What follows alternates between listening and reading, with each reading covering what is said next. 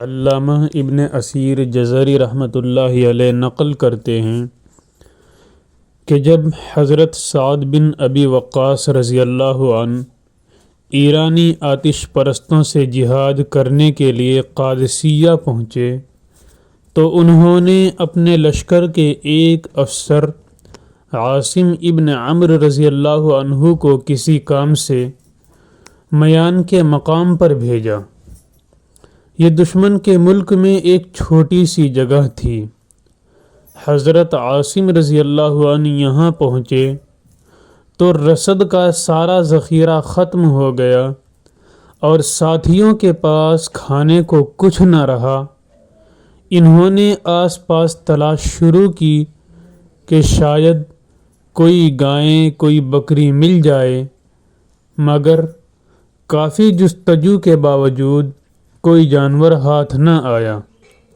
اچانک انہیں بانس کے ایک چھپر کے پاس ایک شخص کھڑا نظر آیا۔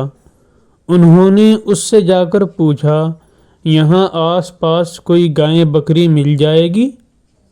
اس شخص نے کہا، مجھے معلوم نہیں۔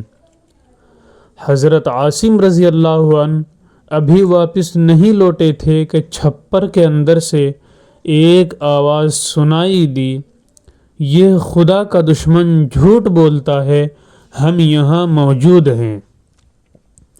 حضرت عاصم رضی اللہ عنہ چھپر میں داخل ہوئے تو دیکھا کہ وہاں کئی گائیں بیل کھڑے ہوئے ہیں، مگر وہاں کوئی آدمی نہیں تھا اور یہ آواز ایک بیل کی تھی۔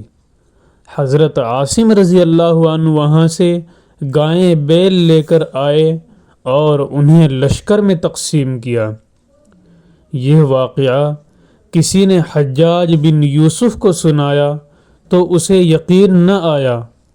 اس نے جنگ قادسیہ کے شرکاء کے پاس پیغام بھیج کر اس کی تصدیق کرنی چاہی تو بہت سے حضرات نے گواہی دی کہ اس واقعے کے وقت ہم موجود تھے۔ حجاج نے ان سے پوچھا، اس زمانے میں اس واقعے کے بارے میں لوگوں کا کیا تاثر تھا؟